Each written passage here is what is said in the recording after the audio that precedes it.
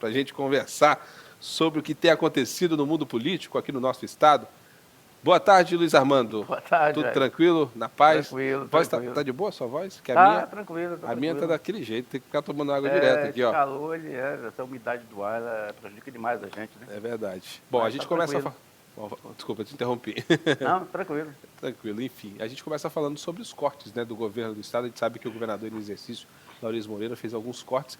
Não quer fazer show de aniversário do Tocantins, né? Pois é, Jair. Há duas questões aí. A primeira questão é pragmática, né? Ele acha que... Acha não. O governo está gastando mal, né? Nos últimos 12 meses, o governo gastou muito mal, como comprova o relatório publicado anteontem, né? Mas há muita questão política na questão dos shows, né? Porque, regra geral, os shows comemorativos de eventos aqui no Estado, eles são bancados com emendas de deputados, né? É. E o executivo tem como mandar na emenda do deputado, né?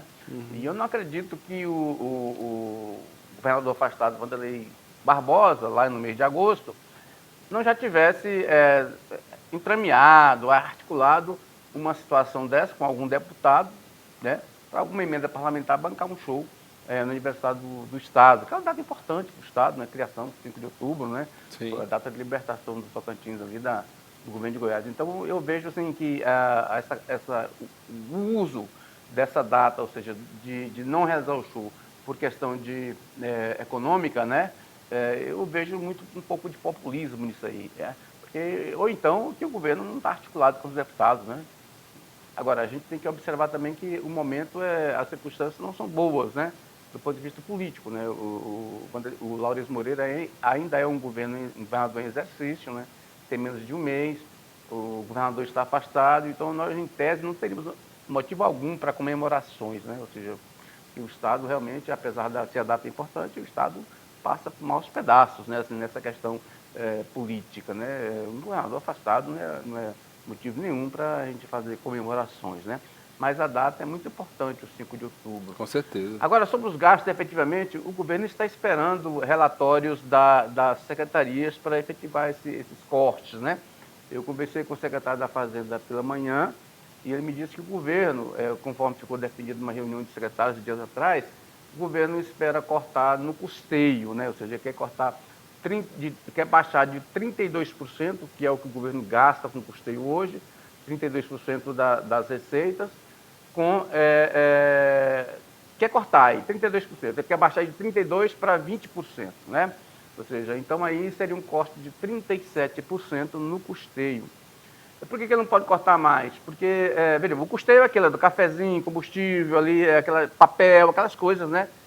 Água, energia, né? Isso é custeio, né? Ele não pode cortar mais porque a maior parte das despesas correntes do governo são com salários. Para você ter uma ideia, as despesas correntes do governo de janeiro a agosto, elas foram de 11 bi 900 milhões. Só que desses 11 bi 900 milhões, as despesas correntes, 7 bilhões e 100 milhões o governo gastou com salário de servidores. E sobrou então para outras despesas correntes, que é o tal de custeio, 3 bilhões e 800 milhões. Então, assim, é muito pouco, né? Assim, e o governo vai ter que cortar. Por que não corta? Não tem como cortar em salários, porque são despesas obrigatórias de caráter continuado. Aí ele vai ter que cortar lá no cafezinho mesmo, né? Então, isso é que o governo vai ter que fazer. Então, se você colocar aí esse corte de 37%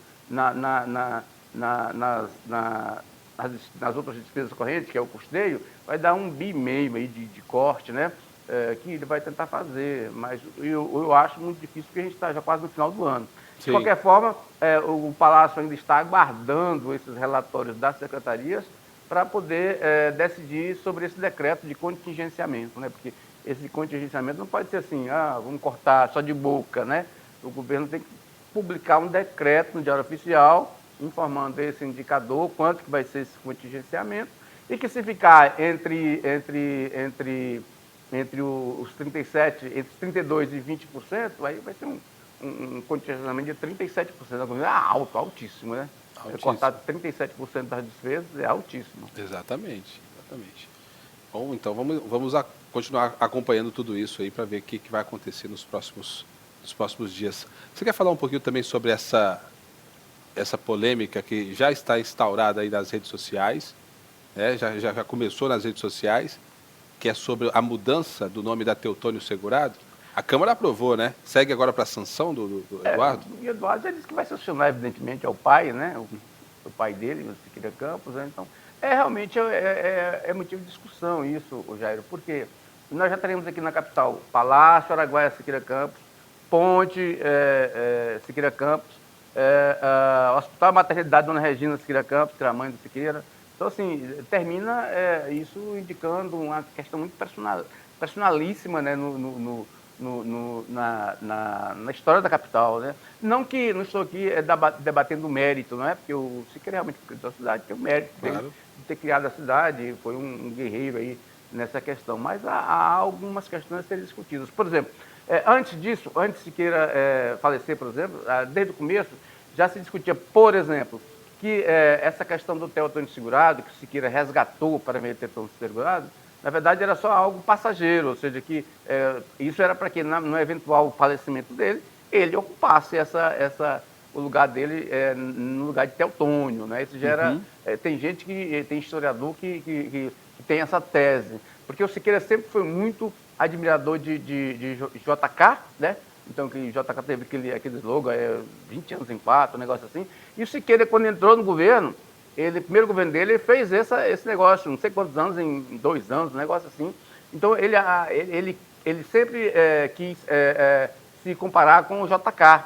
Então, ele resgatou o Teotônio lá no passado, então talvez para ocupar esse espaço que no futuro seria dele, ou seja, aí teria as 2 avenidas da capital sendo nominadas com o nome de 2 grandes construtores, que seria ele, numa avenida, Teotônio Segurado, e o JK na outra transversal, né? Uma leste-oeste e outra norte-sul. Então, e aí estaria realmente feito esse organograma, se pode dizer, dos 2 maiores construtores na capital. Isso os historiadores discutiam muito isso já há algum tempo, né? Então agora essa concretização, tanto que, para você ter uma ideia, e o Siqueira ele era inteligente, por exemplo, na administração do prefeito Raul Filho, o Raul propôs também transformar a Teotônio Segurado em Siqueira Campos, né? Não foi aprovado por causa daquela discussão legal, né? Que o Siqueira era vivo, né? Sim. Mas aqui já havia sido colocado o nome de FHC na ponte FHC ainda estava vivo, né?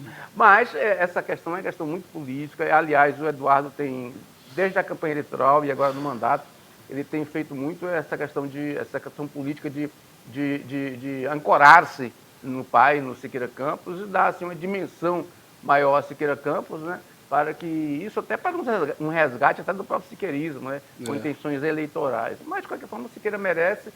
Eu vejo só exagerado essa questão de Siqueira em relação às demais pessoas que fizeram parte dessa história e que estão aí colocadas de lado, né? Então, o Siqueira já tinha a ponte, já tinha o Palácio Araguaia, e agora vai ter a Avenida Teotônio Segurado com o nome dele. Daqui um dia muda o nome de Palmas para Siqueira Campos, né?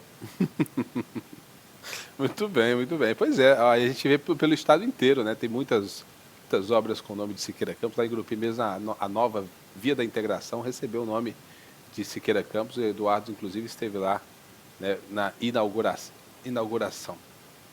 Bom, a gente tem mais um assunto, né? O ministro da Controladoria Geral da União, Vinícius Marques de Carvalho, participou nessa quarta-feira. Essa é uma matéria que vem daqui a pouco de Brasília, com a nossa querida repórter correspondente, né? Eu posso chamar ela aqui com o Luiz Armando, né? O Luiz Armando acompanha comigo daqui a pouco. Mais algum assunto, Luiz, com relação à nossa política aqui? Não, está uma discussão interessante aí com os deputados, né? Que surgiu de ontem para hoje. Eles já estão preocupados com se Vanderlei vai renunciar ou não vai renunciar, né? Eles acham que essa demora de Vanderlei, mas não depende de Vanderlei, não depende, né? Porque depende do Supremo Tribunal Federal. E o Supremo Tribunal pode enrolar. Então o Vanderlei deve ter o time dele, né? Eu imagino que deve ter, eu vou segurar aqui sem renunciar até tal momento, né?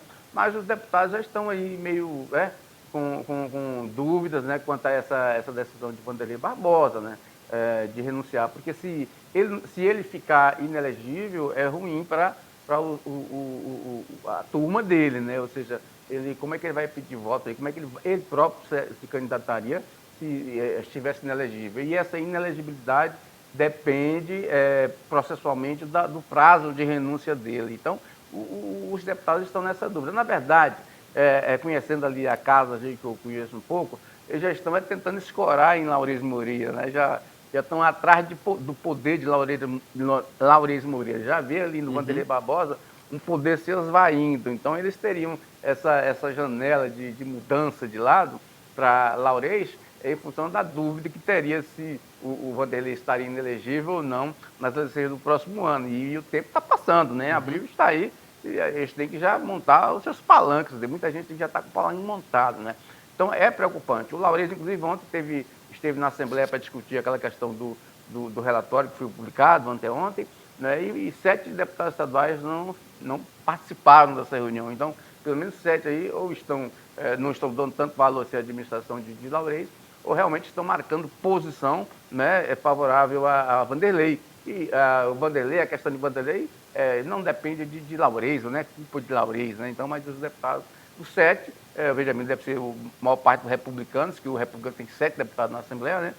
Não compareceram aí a essa reunião com Laurez Moreira. Então, é algo que deveria ser levado para o ponto de vista institucional, mas terminaram esses deputados levando para o lado político, né? Sim. E politicamente o Laurez não tem nada a ver com essa história. Ele assumiu o governo porque ele é vice, está na linha de sucessão, e não foi o Laurez que afastou o Vanderlei Barbosa do cargo. Verdade. Você já ficou sabendo aí, Luiz, sobre a falsificação de bebidas alcoólicas aqui no Brasil? A gente vai entrar agora ao vivo, diretamente de Brasília, com a nossa correspondente, a repórter Débora Arruda, porque o ministro da Controladoria Geral da União, Vinícius Marques de Carvalho, participou na última quarta-feira da Comissão Parlamentar Mista de Inquérito que investiga irregularidades no Instituto Nacional do Seguro Social, né? E a gente vai entender direitinho sobre tudo isso que está sendo investigado com a repórter Débora Arruda. Quais são as últimas informações, Débora? É com você.